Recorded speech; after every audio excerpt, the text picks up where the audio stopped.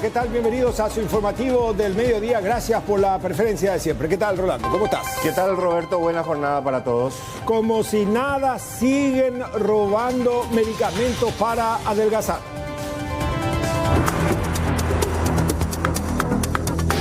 La encargada del local nos proporcionó que tenía GPS y tenía la ubicación exacta. En el momento estaba saliendo del lugar del hecho, ahora aprehendido, ¿verdad?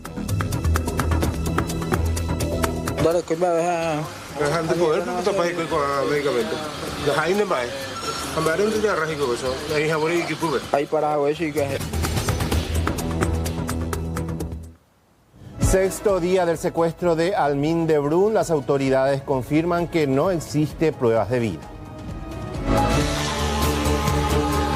Todavía no tenemos prueba de vida. La cuestión del paradero, justamente, son informaciones de inteligencia que por ahora no los podemos anunciar. El panfleto y el pedido, entonces eso es lo último que se tiene. Eso es lo último que se tiene en cuanto a comunicación, pero las actividades de inteligencia están muy avanzadas.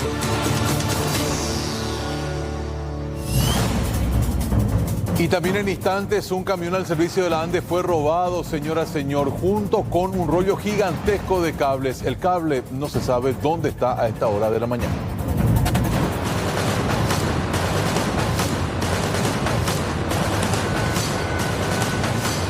Fue sorprendido por dos personas quienes le maniataron.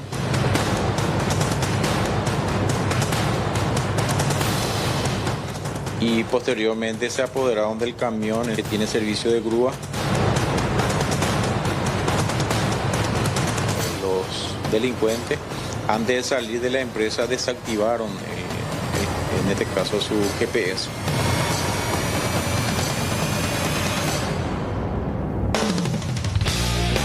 La noticia nos lleva hasta el móvil de Cristian Cruz. ¿Qué es lo que pasó en Barrio Jara? Adelante. Es así, Roberto, un saludo para vos y para toda la audiencia. Y sucedía lo siguiente: imagínense ustedes estando en su casa tranquilito, descansando, y de repente notificación en el celular. Se ha detectado una persona en el predio de su vivienda. Abren ustedes el celular con las cámaras y bueno, los detalles en instantes. Esperamos. Juan Carlos Usher, ¿cuál es la situación del Hospital Pediátricos Niños de la Costañú? ¿Qué tal, Rolando? El director del Hospital Pediátrico Niños de la Costañú informó que algunas cirugías cardíacas de alta complejidad fueron reprogramadas para los próximos meses por falta de algunos insumos específicos. Los detalles en minutos. Gracias, Juan Carlos.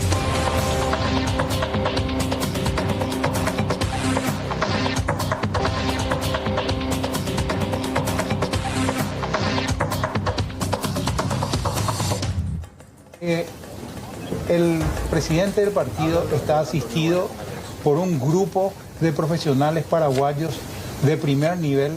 Existen detrás nuestro 8 o 9 médicos más que están acompañando el tratamiento del presidente, y eso quiero decirles, no, para no encasillar a un solo médico, porque acá hay un equipo interesante del Sanatorio Migone que está acompañando el tratamiento del presidente. La evolución del presidente es buena y le va a explicar eso el doctor Baez en este momento. Doctor, ¿cuál es el estado del paciente? Buenos días a todos. En horas de la siesta ayer, en el monitoreo del paciente, notamos que comenzó a hacer una arritmia particular que consiste en lo que nosotros llamamos bloqueo auriculoventricular, que suele ser parcial, luego se hizo completo, y eso me motivó a que sea sometido a un procedimiento quirúrgico, que es la implantación de un marcapasos, inicialmente temporal y posteriormente uno definitivo.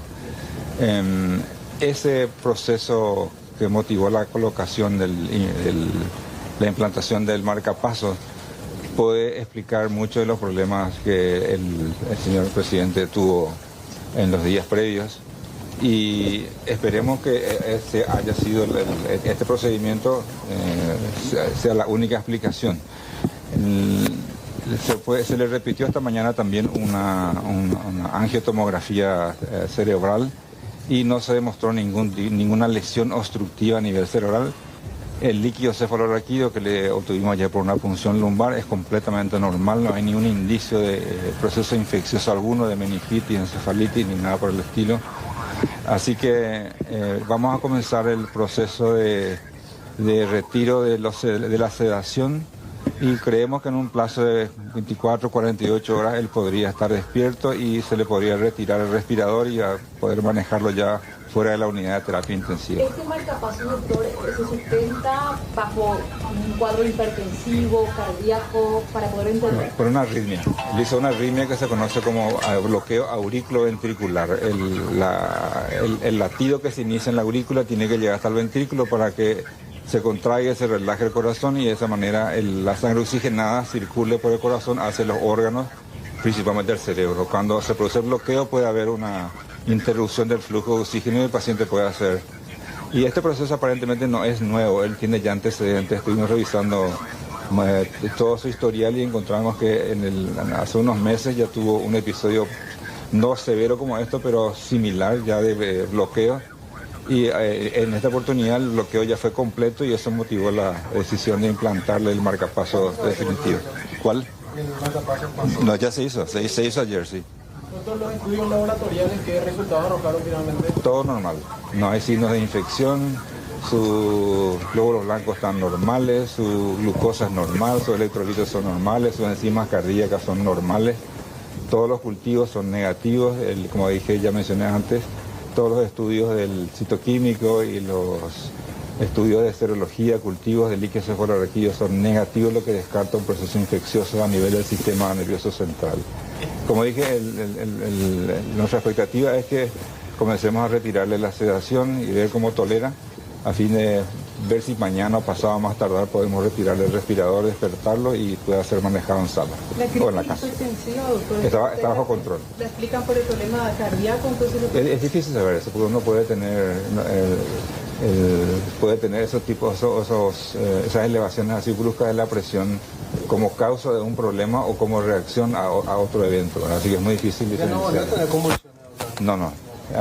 Se le hizo un electroencefalograma, ya no se vio, se va a repetir en el curso de la mañana a ver si hay actividad eléctrica normal en el cerebro y si es negativo vamos a seguir con el proceso de retiro del respirador. ¿Marcapaso provisorio mencionado? Temporal, permanente.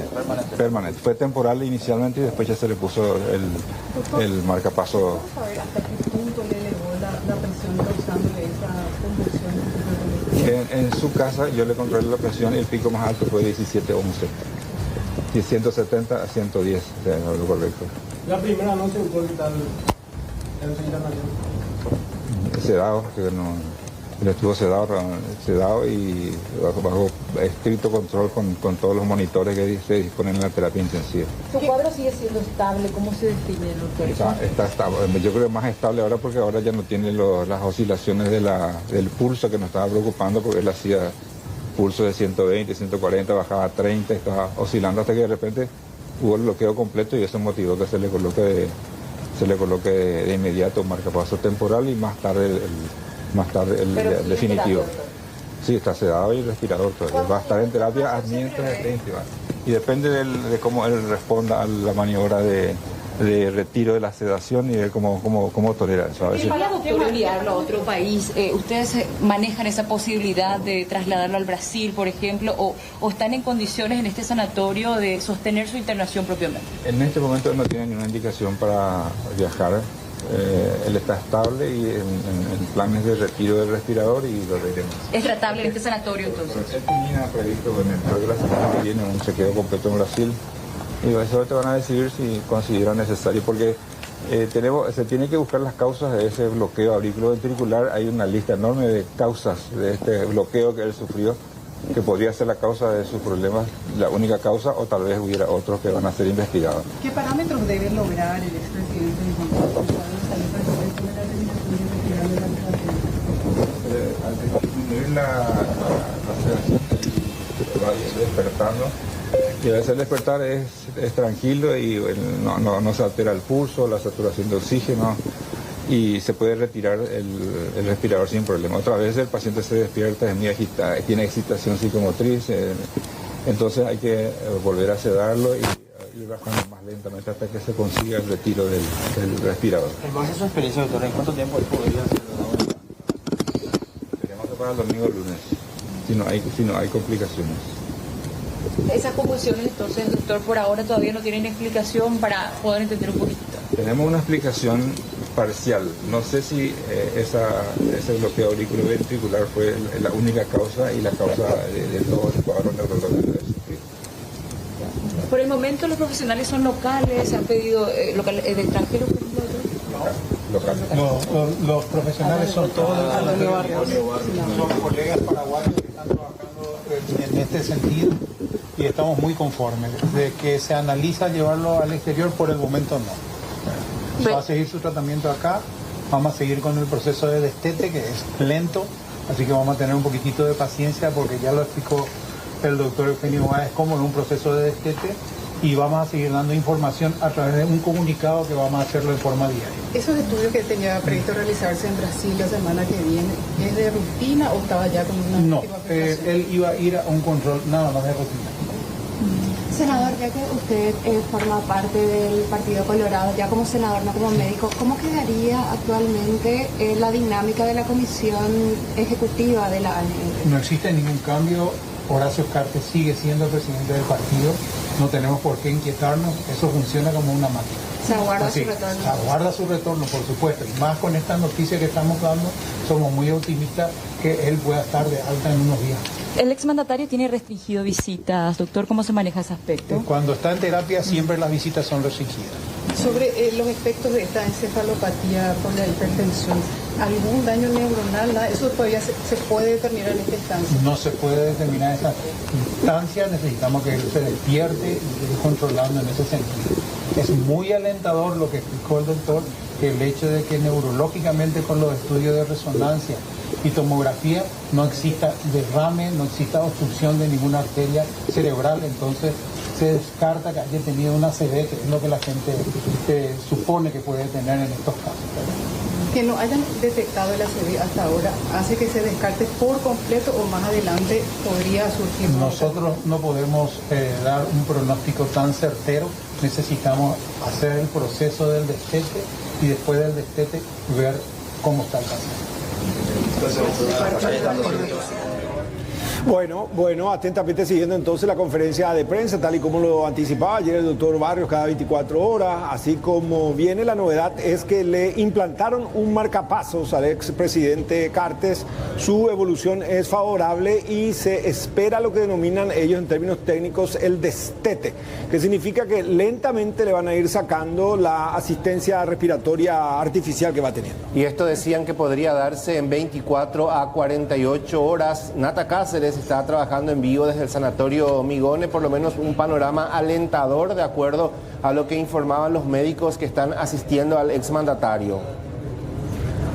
Exactamente, Rolando y Roberto, todo indica de que sus signos vitales están respondiendo bien, está estabilizado tras la colocación del marcapasos. Bueno, el pulso también ya no se vio alterado, como decían primeramente los doctores, eso se pudo estabilizar, no hay señales de complicaciones, solo queda justamente ir retirándole de a poco lo que sería la anestesia y también la parte respiratoria para ver cómo responde su cuerpo en los próximos días. Entre el domingo y lunes se podría atender ya novedades importantes de la respuesta física, entonces, del expresidente de la República, Horacio Manuel Cartes. Por otro lado, cabe resaltar también que estuvieron presentes ya en el transcurso de la mañana el presidente de la Cámara de Diputados, Raúl Latorre, quien habló muy brevemente con los medios de prensa, nada más para agradecer a toda la gente que está brindando su apoyo para luego ingresar ya a este sanatorio.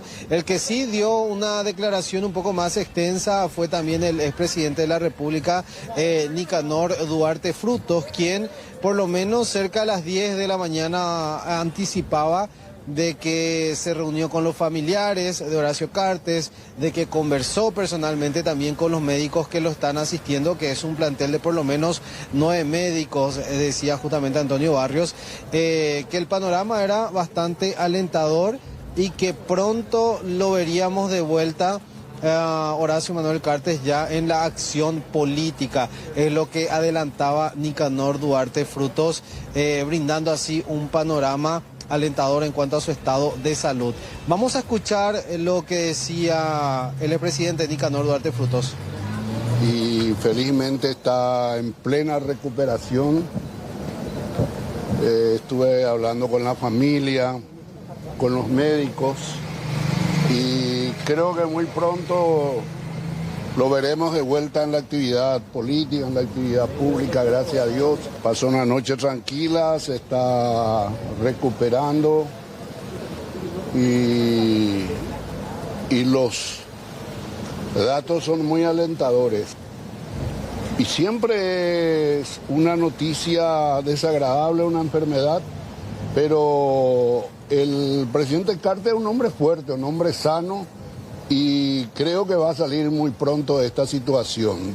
¿Quién se hace cargo de la conducción del partido mientras el titular está con este cuadro de salud? ¿Juan Carlos Alavema o usted cree que otra persona? El presidente del partido es Horacio Cartes y nadie más. Y el partido tiene una estructura orgánica y puede funcionar sin necesidad de nominaciones. Este momento no amerita ninguna especulación, ningún cálculo político. Yo creo que todo cálculo político sobre la enfermedad de una persona es un acto miserable. Bueno, es lo que decía el expresidente Nicanor Duarte Frutos, que estuvo tipo 10 de la mañana por el Migones visitando, entonces llevando su aliento a Horacio Cartes y conversó con sus familiares. Exactamente, es lo que decía, por lo menos que no hay que hablar, no hacer conjeturas sobre la dirección de la ANR, sino que Horacio Cartes sigue siendo el presidente de la ANR y que todo funciona de forma mecánica sin ningún tipo de inconvenientes. Y ya lo que adelantaba con respecto a su estado de salud, por lo menos era un parte que teníamos más temprano de que estaba evolucionando favorablemente.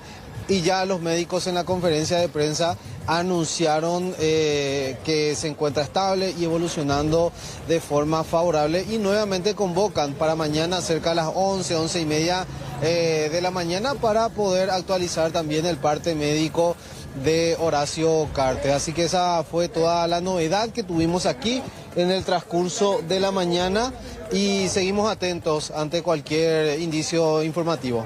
Dale, buen trabajo, Natanael. Hasta luego.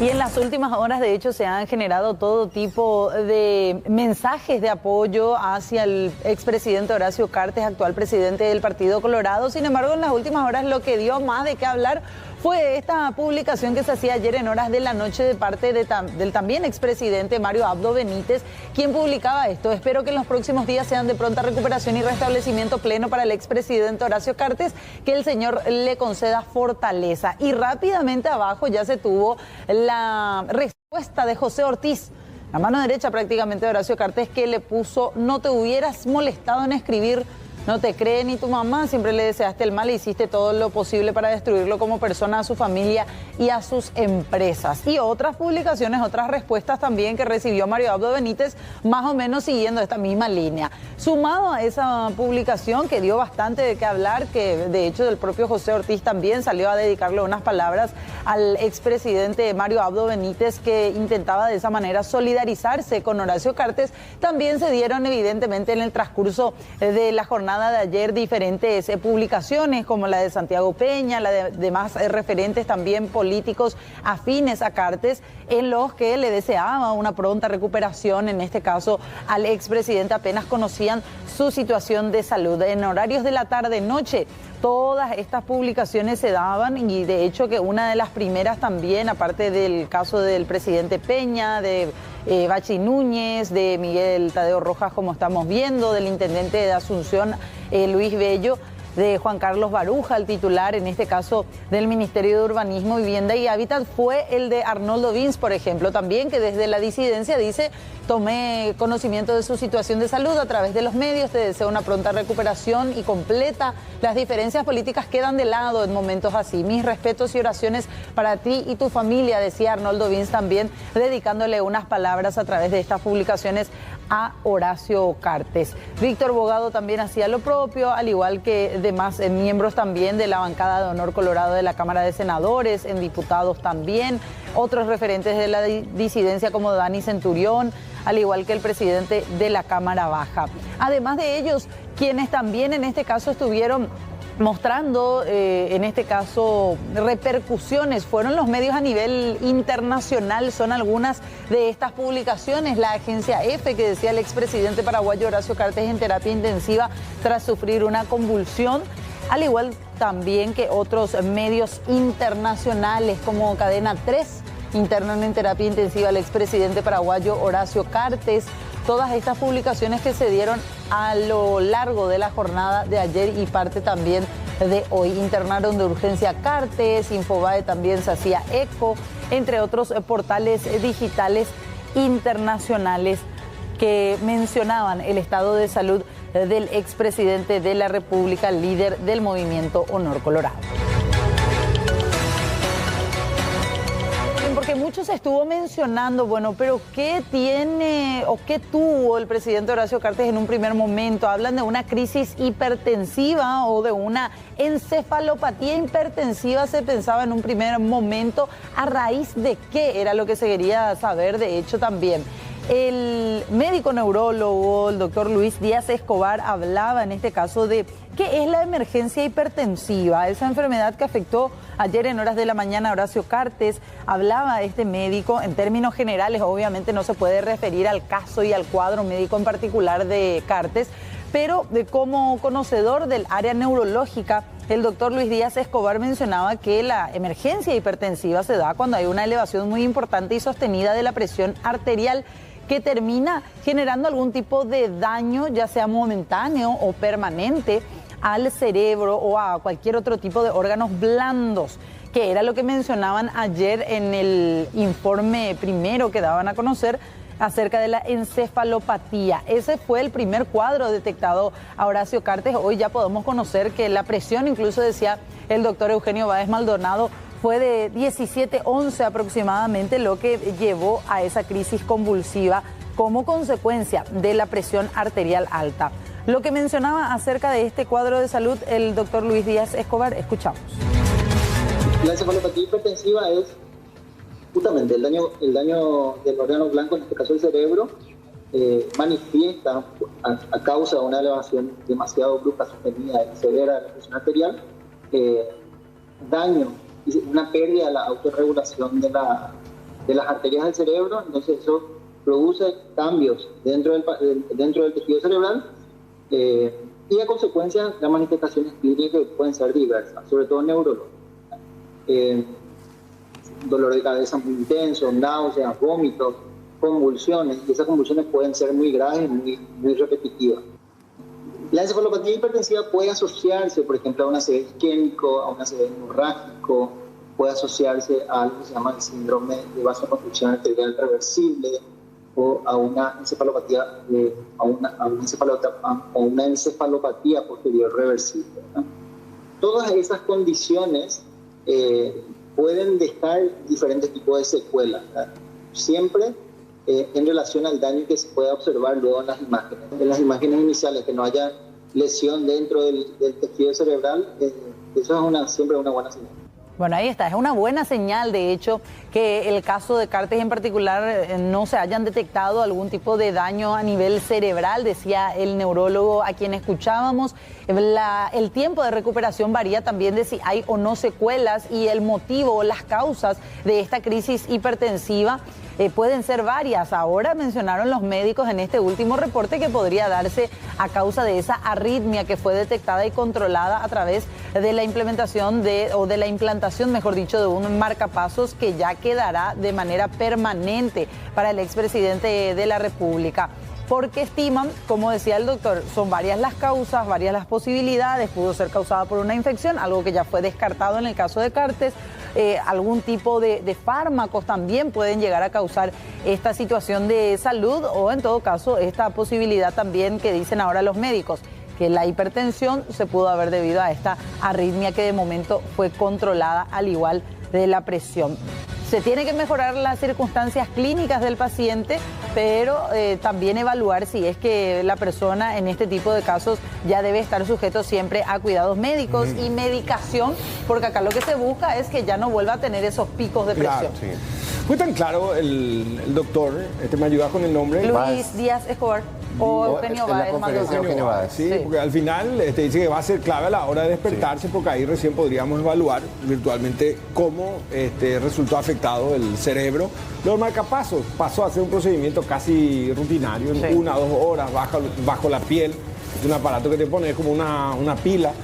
O sea que no es así como decir la cirugía. Claro. Ahora, habría que ver si virtualmente él quedó o no con daños. Todo hace suponer que no, a juzgar por los estudios preliminares. Y también por lo que decían los médicos, que la perspectiva es que en 24 a 48 horas ya se retiren los sedativos y él empiece a despertarse para ver su evolución. Eso también implica que de cierta manera su cuadro es favorable y está respondiendo al tratamiento que está recibiendo.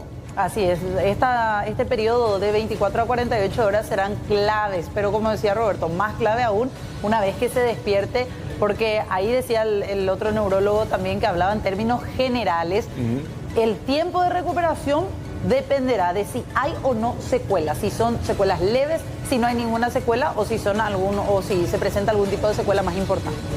Y por sobre todo estabilizar, lo que decía también al final, porque decía si fue consecuencia o si es precisamente el nivel de disparo de su presión responde precisamente a una patología que tienen que ir descartando. Porque hablaban también de la punción que hicieron para ver si es que tenía algún tipo de infección, eso descartaron, y por otra parte también hablaba que los glóbulos blancos estaban en óptimas condiciones, por esa razón apuntan directamente a eso que ya se hacía referencia, a la cuestión de la arritmia, que puede tener varios factores y que ahora se va a determinar qué es lo que generó eso. Sí, señor, así es, así que veremos qué es lo que ocurre en las próximas horas.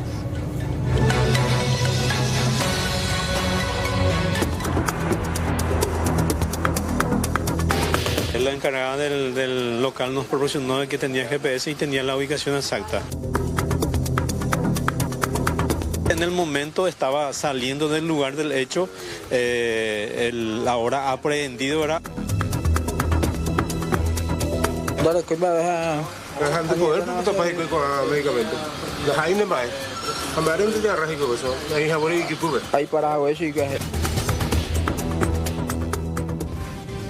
Seguimos con más temas para ustedes, señora, señor, y presten mucha atención porque nuestra ciudad capital y barrios muy tradicionales como el de Sajonia, como el de Rodríguez de Francia, más conocido en la zona del Mercado 4, está siendo epicentro de hechos bastante llamativos.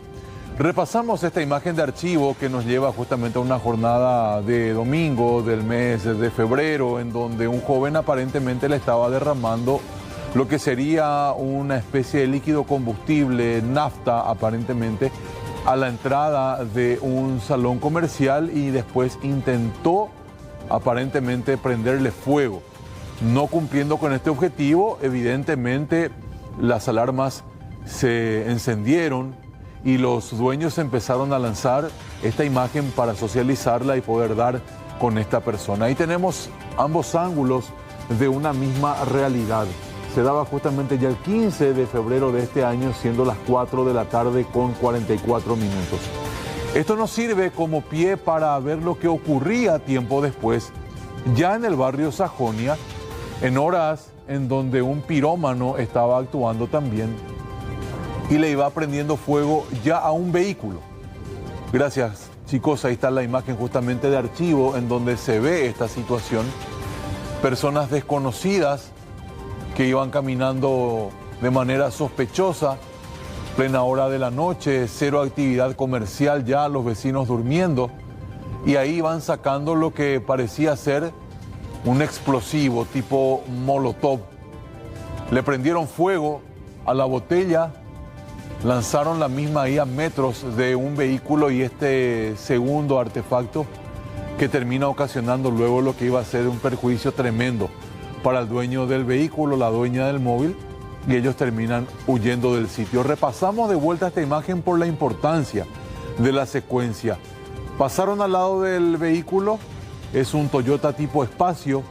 Ellos observan ese móvil, nadie estaba dentro del vehículo, el móvil estaba estacionado y terminan ellos metros más atrás, 20 metros más o menos, encendiendo la mecha de esa bomba tipo Molotov que ya tenían, y la Molotov se prepara con una botella, le cargan combustible dentro, le ponen un trapo generalmente mojado también ya con combustible y luego el fuego hace el resto del trabajo, entre comillas. Esto alertaba el fin de semana, señoras y señores. Era preocupante por la cantidad de elementos inflamables que estas personas llevaban.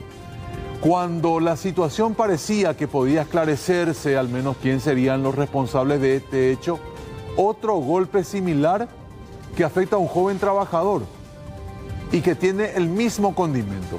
Bomba Molotov, un vehículo totalmente incendiado, y a las imágenes de lo que ocurría justamente ya en esta madrugada. Aquí se ve por lo menos a una persona huyendo del sitio y ya corrió por su vida, como dicen hoy los jóvenes, porque el fuego estaba vivo ya en ese momento, y si tardaba un segundo más, él también se prendía fuego. Pueden observar ustedes cómo salía huyendo esta persona y el circuito cerrado del vecino que captó la situación. Ahí está, el móvil totalmente incendiado, inservible, y el dueño que salió con la intención de apagar el fuego, pero en el relato vamos a escuchar la situación límite que tuvo que vivir también con su madre enferma. La consulta, señora, hay un pirómano, hay varios pirómanos sueltos en Sajonia, serían chefis del barrio que hacen esto. ¿Cuál es la intención realmente de cometer semejante acto? Es la consulta. Si usted tiene algún dato, puede comunicarse con nosotros a nuestro WhatsApp 8530-3000. Vamos a manejar con total confidencialidad cualquier dato que pueda enviarnos. Juan Salinas estuvo en actividad noche y madrugada captando notas con la víctima de este hecho reciente ocurrido aquí en el barrio Sajón. Tranquilízate, mamá, por favor, te estoy pidiendo, mami. No puede ser, no, me llamaste.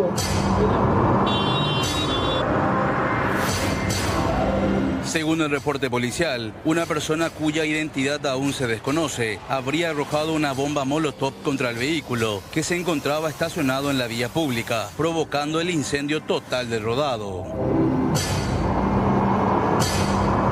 De repente escuché un explosivo, una bomba, y miré por mi ventana y vi que se estaba prendiendo en llamas mi auto, ¿verdad? Y le digo a mamá en ese momento, mira, prendieron mi auto, y ella se empieza a desesperar. Entonces yo entre bajarme y querer apagar el fuego, sacar mi extintor o algo así, mi mamá tiene presión alta. Entonces obviamente prioricé tranquilizarla a ella, apaciguarla a ella de que no se desmaye o algo así por el susto. Y bueno, en ese interín como que ya se estaba prendiendo más alto la llama y no podía hacer nada. Y tampoco quería arriesgarme a salir y que, no sé, explote el auto o algo así, ¿verdad? Imágenes circuitos, ahí se le ve a alguien prendiendo. Se le ve exactamente. Se le ve desde un ángulo cuando el muchacho viene, tiene una bolsa negra y tira una bomba Molotov. Y ahí ya fue imposible que yo le siga porque yo escuché el explosivo, fue muy rápido. Y cuando escuché el ruido, como que salí, ya vi las llamas, no estaba nadie. Corre, sí, bajé acá. No tengo idea de dónde es ni quién es, pero es preocupante en realidad. Nada, ningún tipo de amenaza, rivalidad con nadie, no le debo a nadie, gracias a Dios. Soy un tipo que trabaja, se vive la vida y nada, busca lo mejor para su familia, para su hijo, y es lamentable tener que vivir esto porque le puede pasar a cualquiera, ¿verdad? Cabe señalar que no se trata de un caso aislado. Días atrás, en esta misma zona, ya se habían registrado un episodio similar. Las autoridades continúan con las investigaciones para tratar de identificar al o a los autores de estos ataques y determinar si ambos hechos guardan relación entre sí. Tranquilízate, mamá, por favor, te estoy pidiendo, mamá.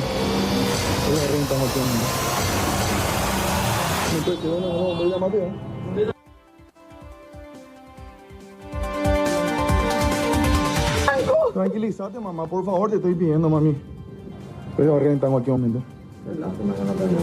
No puede ser, bueno, no.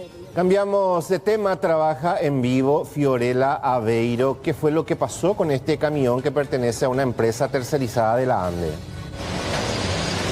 Buenas tardes, Rolando. Esta madrugada, 2 delincuentes ingresaron al predio de dicha empresa, tomaron de rehén a uno de los empleados que se encontraba en el sitio y manipularon este camión de gran porte, inclusive alzando una de las bobinas de cable que se encontraba ahí dentro. Según los propietarios, todo apuntaba a un empleado que había sido desvinculado hace poco más de un mes, ya que durante sus guardias se habían registrado varios faltantes también en el sitio, inclusive habría actuado con otra persona que se confirmaría también podría ser uno de los funcionarios. Esta persona aparentemente buscaba vender esta bobina de cable y luego de esto abandonó este vehículo de gran porte en el barrio San Pedro de la ciudad de Limpio. El procedimiento estuvo a cargo de la comisaría novena de dicha ciudad y el comisario José Acosta nos dio más detalles acerca de esta toma de rehén y posterior también recuperación del vehículo que en principio había sido robado. Personal de guardia, quien manifestó que fue sorprendido por dos personas y quienes le maniataron y posteriormente se apoderaron del camión, en este caso el camión Scania que tiene servicio de grúa, y en el video se puede apreciar que ellos alzaron que sería un rollo de cable y que posteriormente salieron del lugar. Y entonces le consultamos a los directivos de la empresa si tenía GPS para rastrear el camión. Ellos ahí se percataron que los delincuentes, antes de salir de la empresa, desactivaron en este caso su GPS. Y empezamos a realizar rastrillaje alrededor del local en varias partes de nuestra jurisdicción. Y a las 06 horas de esta mañana hemos localizado el camión acá en nuestra jurisdicción, en el barrio San Pedro. Bueno, definitivamente también alguien que conocía a Fiorella para poder manipular, porque esto no debe ser fácil, maniobrar, manipular, mover este equipo. Asimismo, de hecho, que luego de la recuperación de este camión de gran porte, la Policía Nacional dio con la vivienda de esta persona identificada como Sergio Daniel González, de 20 años. Luego quedó detenido y al ser consultado inclusive admitió haber realizado este robo agravado y también dio detalles acerca de la ubicación de su cómplice, quien sería la persona que tendría esta bobina de cable. En estos momentos ya la policía se encuentra realizando varios procedimientos para llegar al cómplice, ya que esta persona se encuentra detenida, inclusive había robado más bobinas en los meses anteriores y de la misma empresa mientras estaba prestando servicios también ahí. Perfecto, Fiorella, gracias por el completo informe con relación a esto que ocurría y que terminó perjudicando a una empresa tercerizada de la ANDE. Grave episodio, esto ocurrió en Arroyo Poná, jurisdicción de Camburetá, en el sur del país. Un hombre atacó, golpeó a su señora, posteriormente la amenazó con un machete.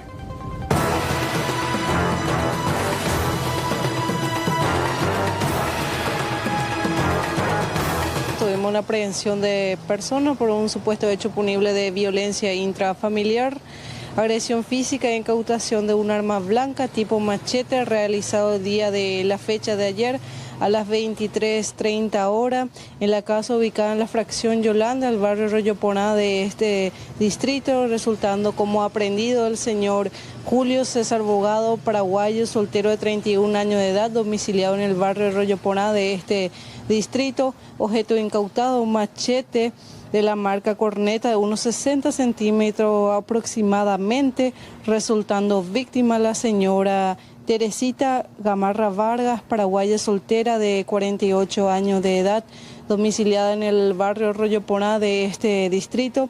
Se tuvo conocimiento del hecho por medio de una llamada vía frecuencia radial del sistema 911 de la Policía Nacional referente a un supuesto hecho de violencia familiar de un celular por parte de una persona, quien se identificó de teniente de la Armada Paraguaya, por lo que inmediatamente personal policial de esta comisaría acudieron hasta enfrente del Centro de Rehabilitación Social Cerezo, donde fueron recibidos por la persona llamadora, quien le manifestó que se encontraba realizando una patrulla por la zona, en donde una persona de sexo femenino sale al paso a pedirle auxilio. Dicha persona se encontraba con él, quien le manifestó a los intervinientes que la misma se encontraba en su vivienda y siendo las 22 horas, su pareja sentimental de nombre Julio César Bogado llega a su vivienda en aparente estado de ebriedad, agrediéndola verbalmente y físicamente con un arma blanca tipo machete, intentando machetearle hacia su rostro, por lo que la misma llega a atajar el machete, por lo que ocasionó un corte en su dedo pulgar lado izquierdo, donde la misma llega a salir del lugar pidiendo auxilio. Acto seguido, personal interviniente en compañía de la víctima acudieron hasta su domicilio, donde le encontraron a su pareja acostado enfrente de su vivienda con un machete en su mano, por lo que procedieron la aprehensión del mismo, comunicando al agente fiscal de turno de la unidad penal número 4, la abogada Giovanna Vera, quien dispuso que el aprehendido permanezca en esta comisaría en libre comunicación y a disposición de esa unidad fiscal.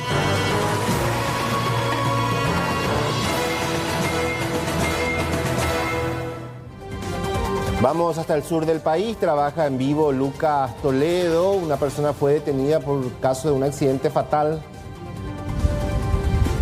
Exactamente, Rolando. Ayer este tema que aún generan muchas dudas de cómo este hombre identificado como José Centurión pierde la vida al cruzarse con un camión y cuando una piedra le impacta directamente en la cabeza. Porque a medida que avanzan las investigaciones generan más dudas de cómo la piedra cae del camión, porque se comprobó gracias a imágenes de circuito cerrado de que se trató de un camión que estaba trasladando, en este caso, eucalipto cortado. Desde Trinidad salió este camión, se dirigió hasta las Colonias Unidas. El conductor del camión ni siquiera se percató de lo sucedido. Él afirma de que no sabe cómo cayó esta piedra, si la piedra se utilizó como calza de la carga de madera que estaba llevando o si se había quedado entre las ruedas. Son dos hipótesis que se están manejando, pero la policía ya detuvo al conductor del camión y la fiscalía ya lo imputó por homicidio culposo. Escuchemos lo que decía el personal interviniente con relación a la detención del camionero. Recabando más datos, accedimos en los alrededores, ¿verdad? Acá a circuito de cámaras de seguridad, en donde se puede visualizar que efectivamente un camión de gran porte, color medio despintado, color naranja, justamente en el momento se había cruzado con la camioneta y aparentemente en ese momento fue que dicha piedra de alguna forma salió despedido del camión y así embestir por la camioneta. Una vez que pudimos individualizar al conductor, se conversó con el mismo se vio, sería una hipótesis también que aparentemente la piedra, ya que el vehículo salió de un camino vecinal donde hay ripios, entonces la piedra aparentemente podría ser que ingresó o se quedó incrustado entre las ruedas del camión y una vez que haya salido sobre la ruta, al tomar velocidad, también ahí salió despedido. Bueno, Lucas, creo que la última hipótesis que tiene la policía podría ser la más cercana, ¿no? Salió en una zona donde había enripiados, mucha piedra, opa, ave y rueda cuave, decía, y eso pudo haber salido con una fuerza tal que terminó provocando la muerte de esta persona. Por una caída simple nada más, no creo que tenga tanta velocidad tampoco o tanta fuerza, ¿verdad? Exactamente, o la piedra se cayó del camión, impactó por la rueda y voló, o la piedra estaba entre las ruedas. Son dos de las hipótesis. Lo cierto y lo concreto es que es impresionante cómo impacta la piedra, la velocidad que llevaba, porque hay que mencionar esto. Atravesó el parabrisas, posteriormente impacta por la cabeza de la víctima y la piedra incluso atraviesa el parabrisas trasero de la camioneta. O sea, increíblemente fuerte esta piedra impactó por el vehículo y lastimosamente hablamos de la pérdida de esta vida joven de la zona de Bellavista, Rolando. Y las investigaciones técnicas continúan con relación a este caso. Lucas, muchas gracias. Vamos a revisar, señora, señor, lo que ha llegado a nuestro WhatsApp 0985-303000, una madrugada marcada a fuego en Hernandarias.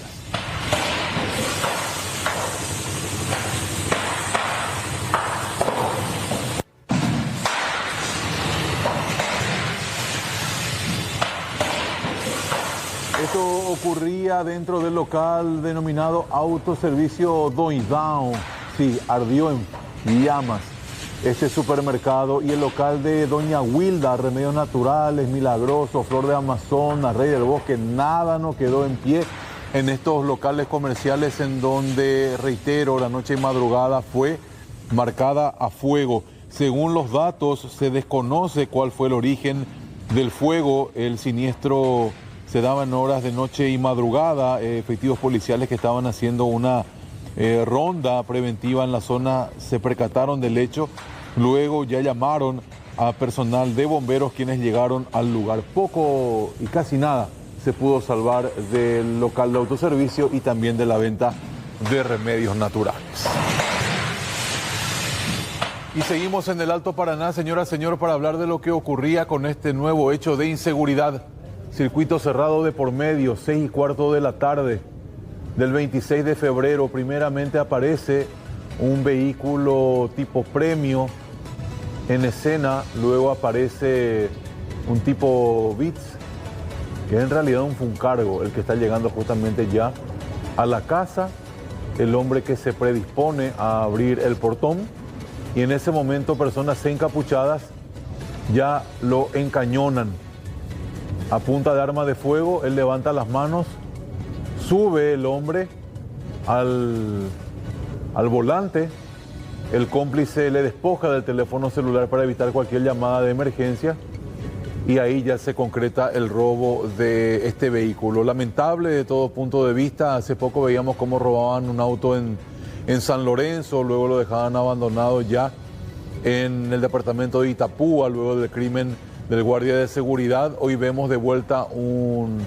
vehículo y ojo con esto, no es muy común ver un tipo Funcargo siendo robado, siempre son los de más alta gama, los premios, los Allion, por la rapidez que tienen, el amplio espacio, pero acá se ve de que evidentemente ese tipo de vehículos están buscando para seguro ir a realizar algún tipo de atraco de vuelta. Y vamos a Paraguarí, capital del departamento número 9 de nuestro país, para observar lo que ocurría en el tramo con Carapeguá. Un vuelco de un vehículo de gran porte, un transganado en este caso, que llevaba varios animales equinos a Carapeguá. El camión era guiado por Vidal Peralta, de 53 años. Hasta ahora se investiga la causa del accidente, pues se conoce muy poco de esto que ocurría en Paraguarí.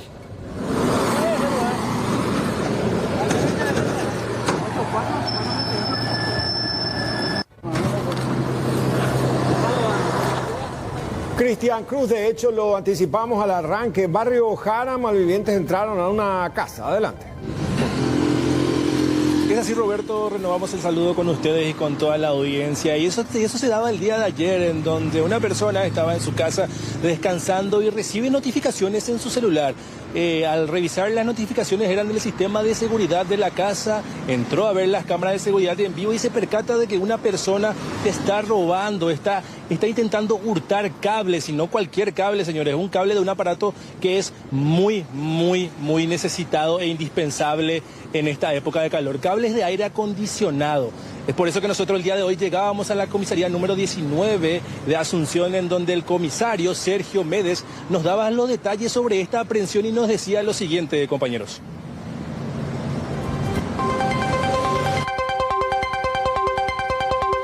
Se procedió a la aprehensión de una persona de sexo masculino, quien ingresó en una vivienda particular. El dueño de la casa visualizó a través de las cámaras y avisó al sistema 911, y a través de eso nos llegó la información. De inmediato la policía se constituyó en el lugar, el personal policial patrullero. Cuando la persona que estaba en el interior de la casa trató de huir de la policía, primeramente subió sobre el techo de una casa y al tratar de pasar al otro lado saltó y sufrió lesiones. Se procedió a su aprehensión y se hizo el procedimiento de rigor. Se recuperó de su poder accesorios de aire acondicionado, que son normalmente lo que ellos buscan, ¿verdad? La parte de los bronces y todo eso. O sea que cuando se percató que lo estaban observando, se tiró al suelo del techo. Es así, Roberto. Nos comentaba el comisario también que el dueño de la casa estaba en ese momento en el hogar en donde recibe estas notificaciones. Él procede a llamar a los agentes llegan rápidamente al lugar y bueno, el individuo, el detenido, intentaba escapar por un techo. Nos comentaba que subió, saltó y bueno, por la altura cayó y según lo que nos decía el comisario se pudo haber producido una ruptura de la pierna. Nosotros al salir de la comisaría, ellos procedieron al momento de trasladar al detenido hacia la sede fiscal, compañeros. Todos los artículos que este individuo tenía en su poder fueron recuperados también, valga aclaración. Dale, gracias Cristian, hasta luego.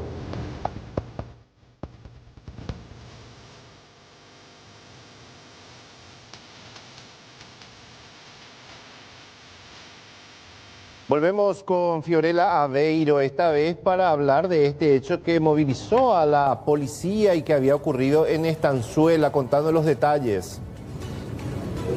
Asimismo, Rolando, renovamos el saludo para hablar acerca de este intento de rapto a un menor en la zona de Estanzuela, porque este niño que se encontraba en compañía de su madre en un negocio atiende a un cliente que se hace pasar por una persona que llega con la intención de llevarse uno de los productos. Al ser consultado por esto, la madre va a buscar lo pedido por el cliente y en estos momentos este hombre intenta persuadir al niño para que aborde su vehículo. Esto era lo que pasaba justamente en Estanzuela y llegamos hasta la dirección de policía del Departamento Central para hablar con el comisario Eladio Martínez, que nos va a contar más acerca de este hecho bastante importante y ya de esta detención, comisario.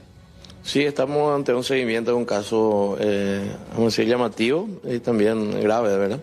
En caso de un rapto de un menor de 10 años ocurrido en Estanzuela, Itagua, donde llegó una persona con fines de comprar unos productos de una casa ahí de la Feria de la Frutilla.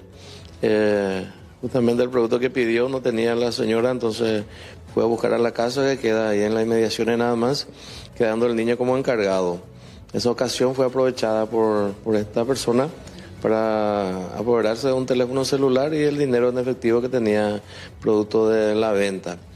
Y posteriormente empieza a convencerle al niño para que aborde el vehículo, su vehículo, supuestamente con el fin de ir a buscarle a la madre, ¿verdad? Entonces, cuando el niño subió, los demás comerciantes que están también en las casillas aledañas se percataron que el niño estaba subiendo con una persona extraña y reaccionaron, interceptando, o sea, que colocándose frente al vehículo y evitando que se lo lleve al niño. Así bajaron al niño y el vehículo corrió, pero sí quedó grabado en un circuito cerrado donde pudimos lograr identificar el vehículo plenamente con número de chapa. Con estos datos ya impartimos captura a través del sistema radial y a través de otro sistema que usa la policía, logrando detenerlo el día de ayer en horas de la mañana en la zona céntrica del Luque, donde estaba circulando por la zona céntrica. Y se lo detuvo, se le identificó a la persona. También con estos datos compartimos con los demás compañeros de trabajo del Departamento Central y en base a esto se encontró más denuncias con las mismas características del vehículo y también las mismas características de la persona que bajaban justamente a robarle a gente que no tenía, vamos a decir, personas desamparadas. Normalmente personas adultas que robaban su celular y también dinero en efectivo a despensa y otros negocios. ¿Por la misma zona, comisario? No, tenemos registrado 2 denuncias en Capiatá y una denuncia en Ipacaraí. ¿Esta habría sido la primera vez que intentó raptar a uno de los niños, inclusive propietarios de estos comercios? Sí, es la primera vez que tenemos registro, tenemos denuncias, pero sí compartimos con todos los compañeros de la policía del Departamento de Asunción, también a nivel país, para que en caso que haya más denuncias, en caso que haya también ocurrido otro hecho similar, entonces para que puedan también arrimar y esto y comunicar al Ministerio Público para que lo investigue. ¿Él llegó a manifestar algo? A los intervinientes les interrogaron justamente del cuál sería la razón por la que quería llevar al niño, que es lo que él manifestó que lo iba a llevar, que no sabía prácticamente dónde, pero lo iba a llevar. Y bueno, no sabemos qué intención tuvo, ¿verdad? Eso estamos investigando. Ahí está, muchas gracias entonces al comisario Eladio Martínez. David Antonio Medina Monjes, de 31 años, esta persona que según mencionó ni siquiera sabía para qué iba a raptar al niño, pero estuvo a punto de hacerlo si no fuera por los demás comerciantes que se percataron de lo que estaba ocurriendo, compañeros. Detención, Fiorella, porque estamos hablando de una persona que empezó con robos en la zona de Capiatá, Ipacaraí también, pero esta vez fue más allá, intentó raptar a un niño de 13 años. Gracias, Fiorella.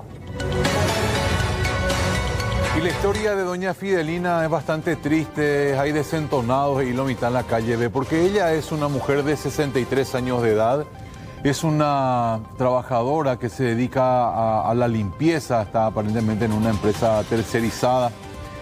Y con sus 64 años ya casi decidió tomar el colectivo para ir a su lugar de trabajo.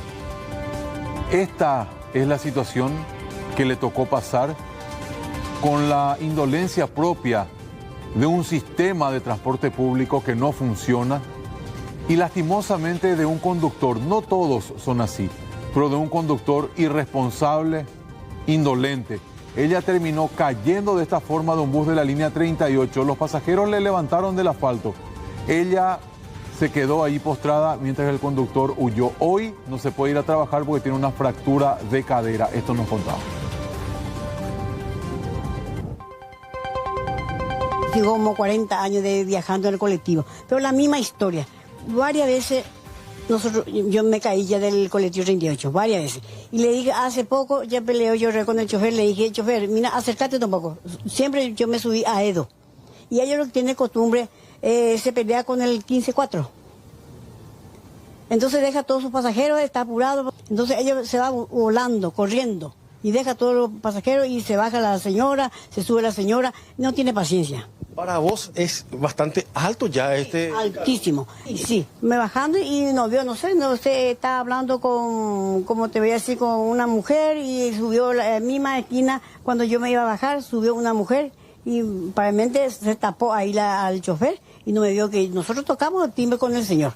Y atrás también se quedó colgado el señor y después se bajó el señor. Me vio aparentemente en el espejo, me dio, como estoy en el piso, y se fue corriendo. ¿No se quedó auxiliar? No, nada que ver, nada que ver. Y me dijo el chofer, el señor que se quedó, no se bajó, tenía que supuestamente bajar a ver cómo que pasó su pasajero. No. Y eso yo necesito una ayuda de ellos, de la empresa. Y le pido por favor a los choferes que cuiden su trabajo, porque ellos son sus pucheros, su trabajo. Tienen que cuidar, tener paciencia a los pasajeros. Ellos no tienen paciencia.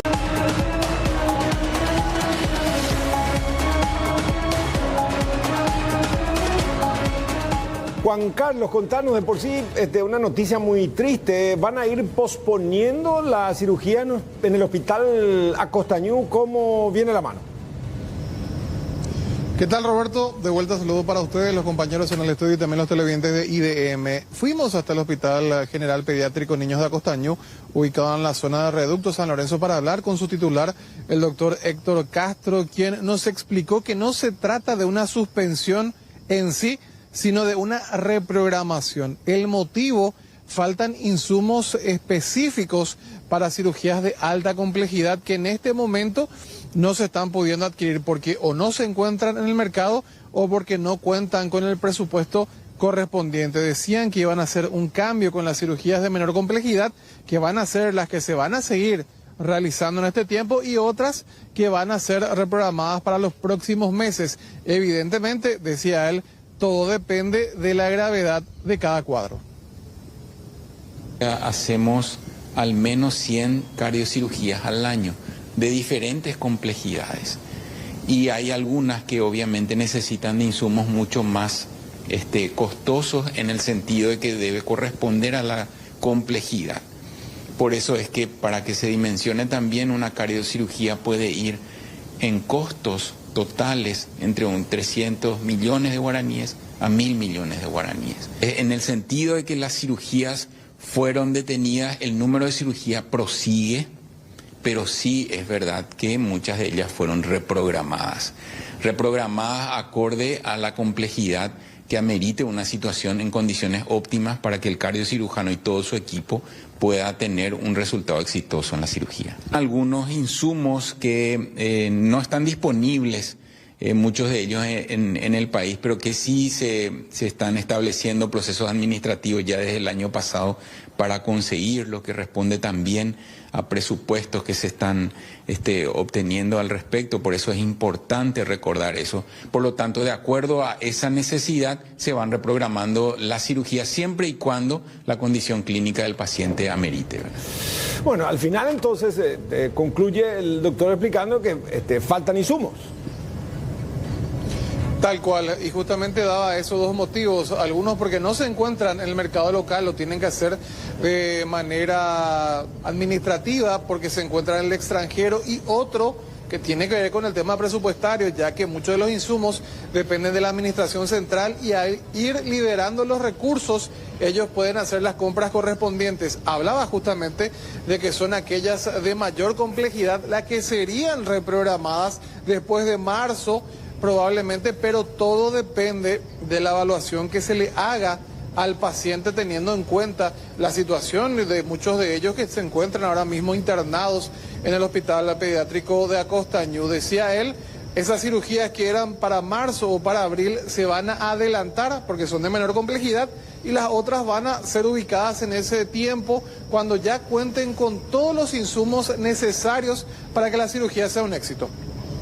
Bueno, si no es IPS, el pediátrico, lo mismo ocurre en el Hospital Nacional de Itagua, increíble, y finalmente el que tiene que enfrentar este tipo de situación es un verdadero calvario. Estamos hablando de la clase trabajadora, gente que de alguna u otra manera no tiene otro reparo o amparo más que acudir a la red de hospitales públicos. Juan Carlos, hasta luego.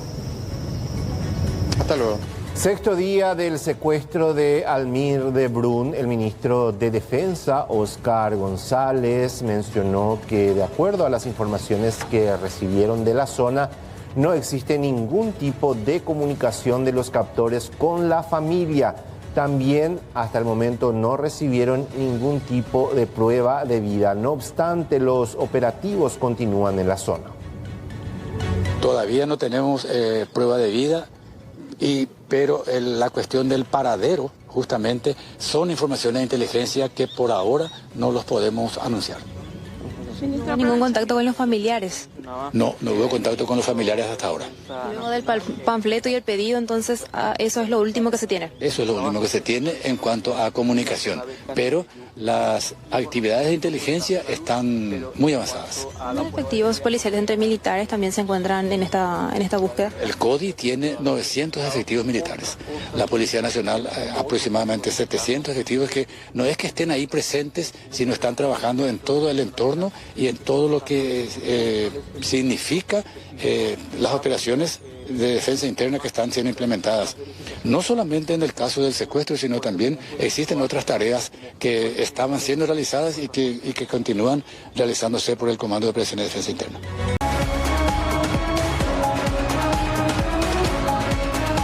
Joel, ¿es tan rentable robar medicamentos para adelgazar? ¿Cómo estás? Un gusto, buenas tardes. Roberto, saludo a nuestros televidentes y evidentemente en la triple frontera es un gran negocio en los últimos tiempos. Ninguna farmacia se salva de esta ola delictiva.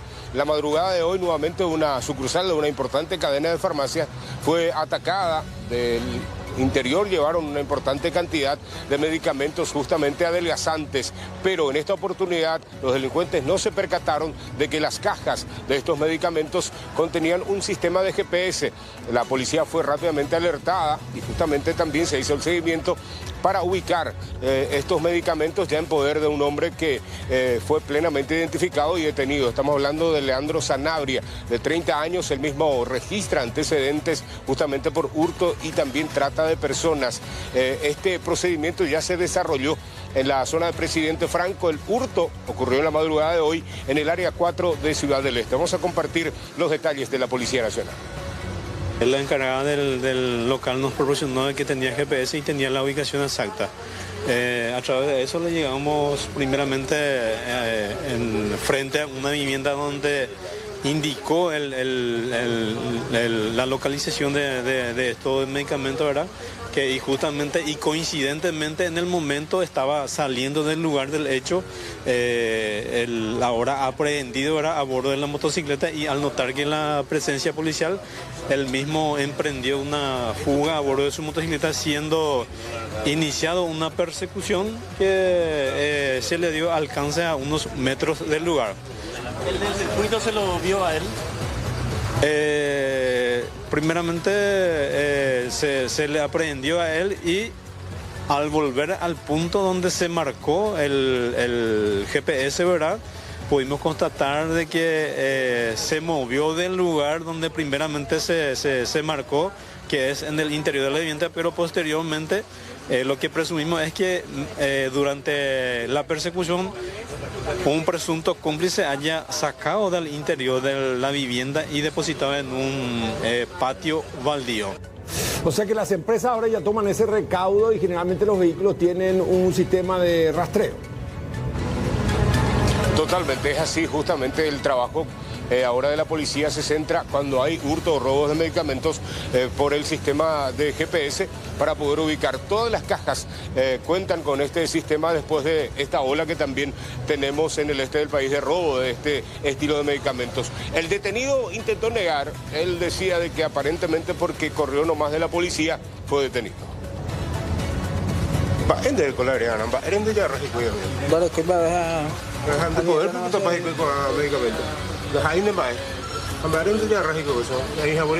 Ahí para eso y que ahí para su grande. Varios le disparan de el antecedentes aquí yendo ya round una güey.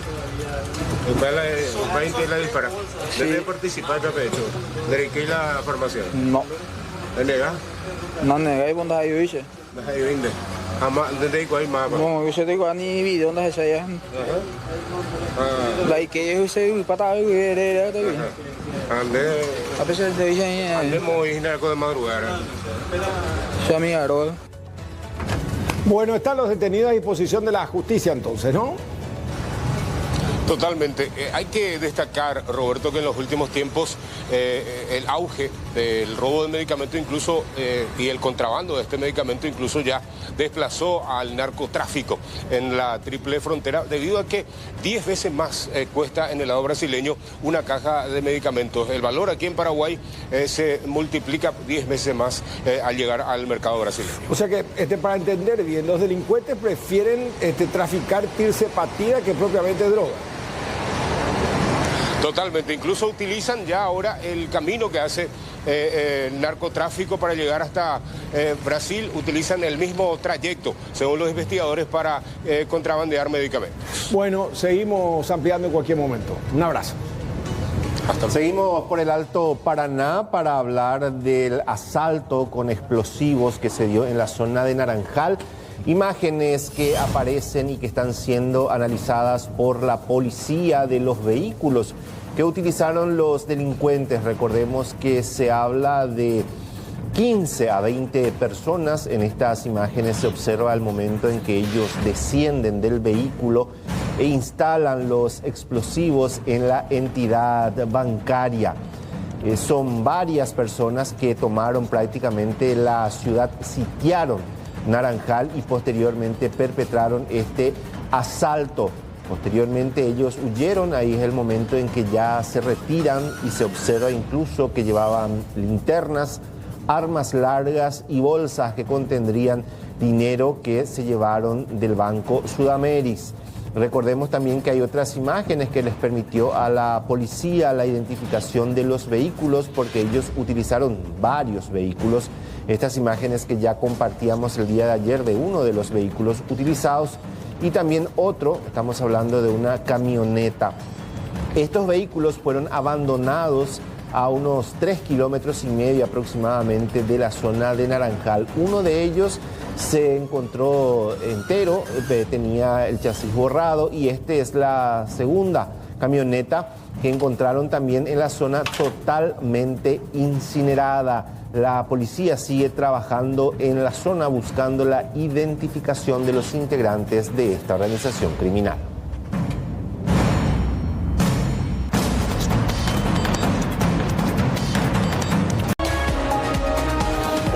¿Qué tal? Televidentes, a la gente que está del otro lado, buena siesta para todos. Ella se llama Elena Mora y es víctima de Diego Lanzac, un conocido profesional del derecho. Diego, Robert. sí, súper conocido en ¿Vos sabés tribunales. ¿Cuántas veces vino acá invitado como asesor, como orientador? Digo, ¿a cuánta gente le pudo haber hecho lo mismo? Esa es la consulta. Accedió aparentemente a fotos privadas de esta chica y empezó a difundirla a diestra y siniestra. Pero, ¿a cuenta de qué? ¿Por qué lo hizo? La gran pregunta. Exactamente, habría que ver cuál es el interés. Justamente ahí lo vemos a Diego Lanzac, profesional del derecho, que perturba hoy en día la vida de Elena y también de toda su familia al difundir fotos que evidentemente ella no sabía que él podría tenerlas en su poder. ¿Fotos íntimas? ¿O de qué tipo? Fotos delicadas, sí. Bueno, Amparo. Buenas tardes, Paraguay. Y siempre teniendo en cuenta que todas las opiniones que vertimos acá son justamente para alertar a las personas de los posibles peligros que puedan pasar. Nosotros siempre tratamos de escuchar todas las campanas, todas las personas son bienvenidas, pero cuando se trata de la intimidad, cuando se trata de que gente accedió a algo tan privado, pues ahí paramos la oreja y decimos, ¿realmente alguien puede ser capaz de esto? ¿Cómo tu jefe podría acceder a tu computadora y sacarte? Porque en esta situación, mucha gente inclusive podría llegar a pensar, seguro ellos se entendían. Eso es lo primero que pensamos cuando cuando se filtraron fotos íntimas, pero en esta situación es todo lo contrario, porque según Elena Mora, la protagonista de esta historia, ella lo veía como un padre al abogado Diego Lanzac, así como estamos escuchando. Entonces, según esta historia, presumiblemente él habría filtrado tus fotos porque vos te olvidaste tu computadora en tu oficina, Elena. Bueno, todo empieza cuando vino el tema de la pandemia. Yo di positivo a COVID y yo dejé de ir a la oficina porque en ese entonces mucho tiempo era el tema del reposo. Estabas mucho tiempo aislado, hacía una cuarentena y por ende yo no pude ir hasta la oficina para traer a mi residencia lo que eran mis aparatos. Claro, estabas aislada. Sí. En ese entonces yo recibo mensajes de un perfil falso. Pero como yo estaba en un ambiente, en el mundo de la belleza, donde todo el tiempo vos estás recibiendo mensajes de haters, como se dice, no di importancia. Hasta que mi amiga me escribe y me dice, Elena, che, miraste, responde estos mensajes, me dice. Entonces yo entro al perfil, hago aceptar solicitud y su mensaje fue, tenemos que hablar. Te puedo interrumpir para que la gente entienda, porque no todos saben tu historia. ¿Vos trabajabas con Diego Lanzac? Sí. ¿En dónde? ¿A qué vos te dedicabas y en dónde recibiste todos estos mensajes? Para poner en contexto, para entender mejor la historia. Yo soy estudiante de Derecho, ¿verdad? Okay. Hoy día ya dejé la carrera de lado, ¿verdad? Ya no quiero estar involucrada en todo lo que sea este ambiente. Pero como siempre cada uno quiere trabajar en su área. Como yo era estudiante de Derecho, yo quería ejercer la profesión. Un día me veía como una legisladora, no sé, trabajar en el Senado como una diputada, porque ese era mi sueño. Yo trabajé con él. ¿Cómo llegaste a él? ¿Cómo yo llegué a él? Yo estaba haciendo promociones porque yo trabajaba con marcas. Fui imagen de marcas, de muchas promotora. Marcas. Sí, era promotora. Él se acerca a mí y me da su tarjeta y me dice que si quisiera trabajar con él, ahí tengo su tarjeta. Quiero aclarar que yo no conocía, no sabía nada de él, hasta que yo lo busco en redes y siempre en las redes sociales muestran lo último, que él era un abogado reconocido, que era un abogado destacado. Alguien conocido. Entonces no dudé. Y dije, sí, es mi oportunidad, yo voy a salir adelante, yo voy a hacer lo que quiero hacer. Y ¿cuántos años tenías cuando eso? Fue en el 2017. ¿Cuántos años? O sea, que arrancaba la carrera de Derecho. No. Tenías 20. No. ¿Ahora cuánto tenés? ¿Cuántos años tenés? 32. 32. Y bueno, o sea que... Y sí, tenías como 22 años. 20 años. Y entonces, en ese lapso, él tenía conocimientos de que yo tomé un compromiso porque yo gané en ese entonces el Miss Expo. Y el Miss Expo yo tomé un compromiso y él estaba a conocimiento, entonces... Cuando yo entro a la oficina, yo le comento eso y él me dice que no hay problema, que culmina eso y que no hay problema, que yo voy a trabajar de lleno en la oficina. Luego de eso, yo gano el Miss Expo y participo a otro concurso a nivel nacional que me da la posibilidad de representar al país fuera. Él nunca en ese lapso te faltó al respeto, hizo alusión a tu lindo cuerpo, a lo hermosa que sos. Yo quiero aclarar eso, o sea, yo no voy a hablar mal de él porque siempre yo sentí un respeto por parte de él, ¿verdad? Por eso a mí me sorprendió, ¿verdad? Y yo no vengo a hablar sin pruebas porque las pruebas están, la pericia está, todo está. Y entonces yo hablo con propiedad. Cuando pasa todo esto, se hizo una investigación, obviamente, extensa, durante casi 8 o 9 meses. Y en ese lapso siempre me amenazaba de que iba a publicar si yo no... O sea, quería que yo le responda nomás los mensajes. ¿Qué tono tenían esos mensajes? ¿Qué te decían los mensajes que vos no respondías? No sé si puedo decir las palabras. Me decía que mujer como yo no tiene derecho a tener paz, que la clase de mujer como o sea, yo... desde el perfil falso. Desde el perfil falso. ¿Qué nombre tenía el perfil falso? ¿Quién era ese perfil en teoría? Bueno, mi nombre está como Elena Mora 16, mi nombre no lleva H, y en el perfil se creó el mismo nick, pero con H. Ajá. Y tenía mi foto de perfil. Siempre era amenazante el sí, pero ¿qué, por ejemplo? Hola, Elena, no, te quiero ver. ¿Qué era? Por ejemplo me decía, hola, ¿qué color de bombachita tenés ahora? Me decía. Ya empezaba así. Sí, respondeme en 5 segundos o estas fotos van a ser publicadas. Ah, la foto te tirábamos. Y ahí te tiró fotos tuyas que vos tenías en tu celular. Sí. ¿Dónde? En mi teléfono. ¿Y ahí ya sospechaste que era él? No.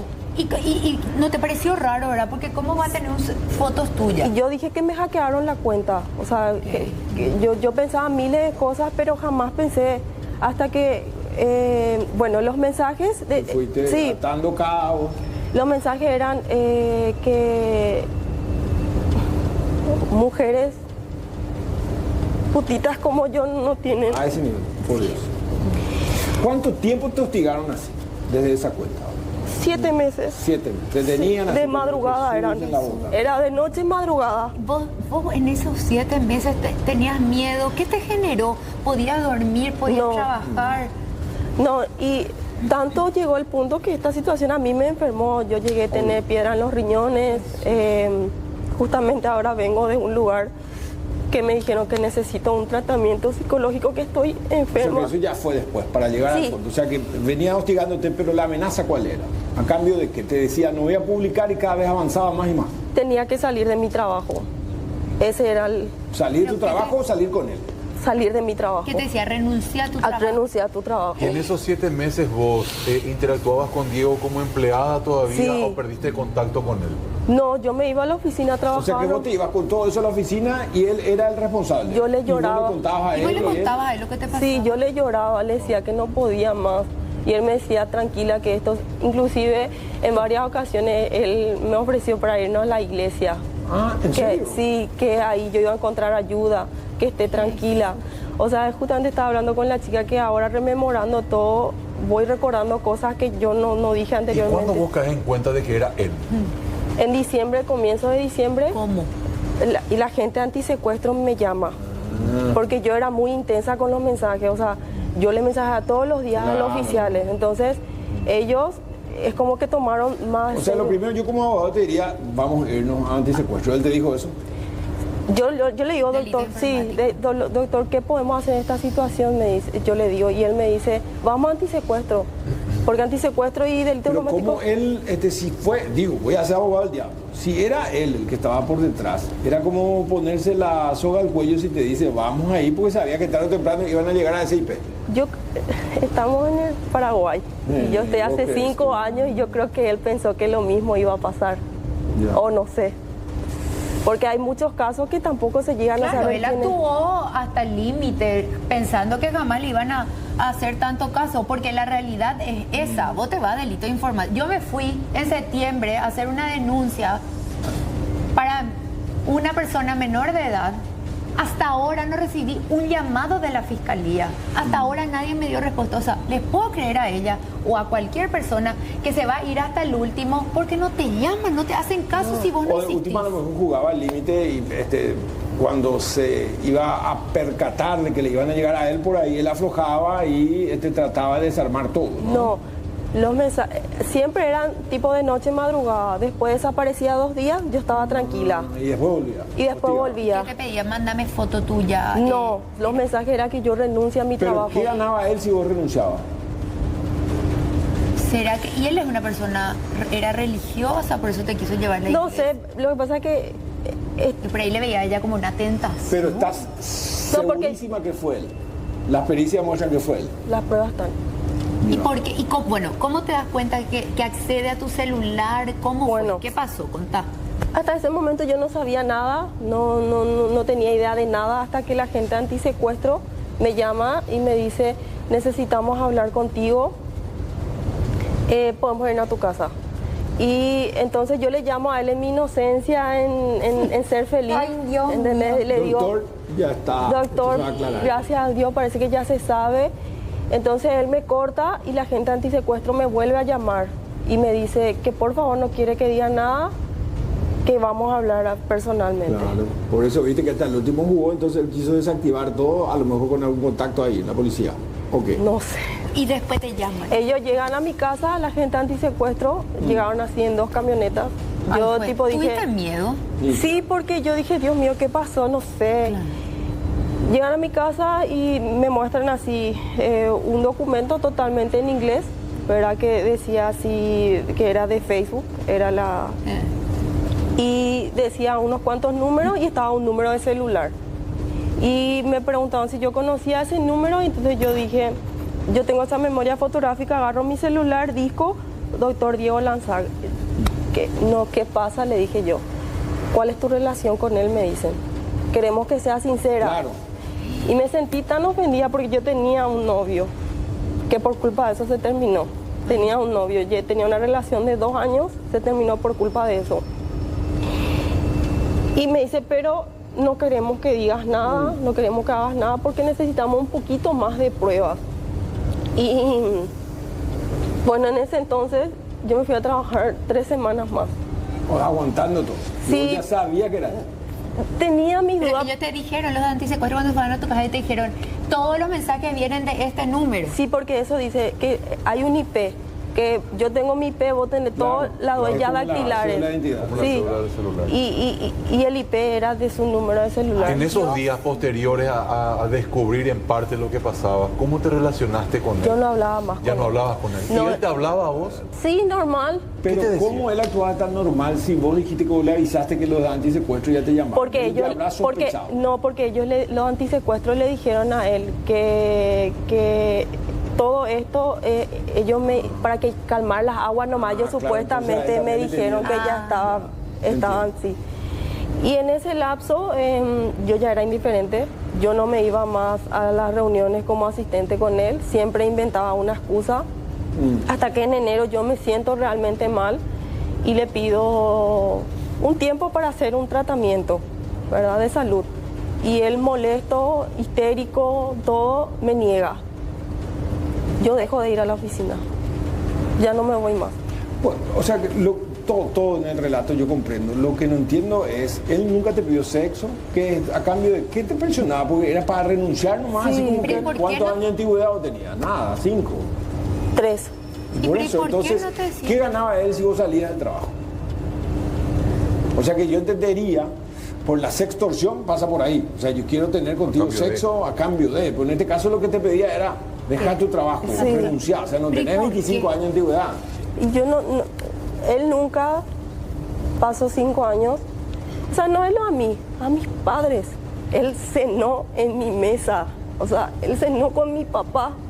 Yo les presenté a mis padres, pues yo siempre le involucré a la gente en mi trabajo como mi familia. Y yo siempre le veía a él como yo quiero ser como él. Porque vos decidieron lanzar independientemente de todas estas situaciones. Y... Claro, era una marca registrada. Ahora bien, él llegó asumiendo de que él haya sido, ¿verdad? Presumiblemente fue el que hizo esto. ¿Hizo algo con tus fotos con otras personas? Y yo le bloqueé un tiempo al perfil falso y le empezó a pasar las fotos a mi hermana, a mi mamá. ¿Qué clase de fotos eran? ¿Se puede saber, Elena? Ay, qué vergüenza. Sí, eran fotos íntimas, mías, pero que yo no le había pasado a nadie. Claro. O sea, eran fotos... ¿Vos tenías? Sí, ¿entendés? Y a tu papá encima, la hermana, o sea que la exposición. Mi papá me dijo, bien por mí, yo te bañaba de chiquita, me dijo. Pero otras personas... ¿Y el posterior, le enfrentaste en algún momento? No. ¿Qué pasó después con la historia? Él escribía como si nada a mi hermana. Hasta en junio más o menos le escribió. Porque ¿cuándo saltó todo para entender nomás? En septiembre del 2021, el 17. Hace muchísimo. Y él pensó que yo estaba molesta con él porque él no me dio ese permiso de salir de tratamiento. Él pensó que yo estaba molesta, pues yo le bloqueé de todos lados a él. Y le escribí a mi hermana, le decía a mi hermana que cualquier cosa que yo necesite, que a las órdenes, que todo va a estar bien, que no me preocupe, que rápido se va a solucionar todas las cosas. Que está todo en la carpeta fiscal, todo está en la carpeta fiscal porque hice todo copia de eso. ¿A él se le llevó a hacer algún estudio psicológico? La fiscalía pidió, porque debería, para tratar de entender por qué una persona, en el caso de que haga esto, ¿por qué lo hace? No sé, para aclarar nomás cómo él llegó a mi foto, porque no conté eso. Yo ahí ya asocié todo. En mi computadora que yo dejé en mi oficina. ¿Cuando te enfermaste de COVID? Sí. Yo hice una copia de seguridad de mi celular y eso a mí me explicaban la gente antisecuestro. La gente piensa que borra por borrar las cosas y no se borra, nada no se borra del celular. Se queda en la nube. Todo se sabe. Y ellos me dijeron que yo al hacer la copia de seguridad se recuperaron cosas que yo inclusive pude haber eliminado ya, que era así. Imagínate, son fotos... Pero él tenía acceso a tu computadora. Y al quedarse en la oficina... Dejó. Ahora, Elena, hubo casos, un caso muy sonado últimamente de una mujer, esposa ella, que le dice a su esposo, echarle a fulanita de la oficina porque yo sé lo de ella. El entorno de Lanzac, si lo ampliamos un poco más, un señor casado. No, está soltero, hasta donde sé. ¿Y cuál sería, como dice Roberto, el interés? ¿Alguien le habrá presionado para que vos salgas del estudio?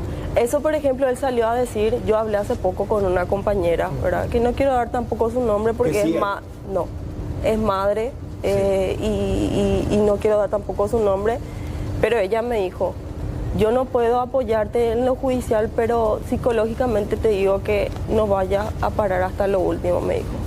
¿Por qué ese Ella se vio también afectada por él. Sí. A lo mejor ella también fue víctima.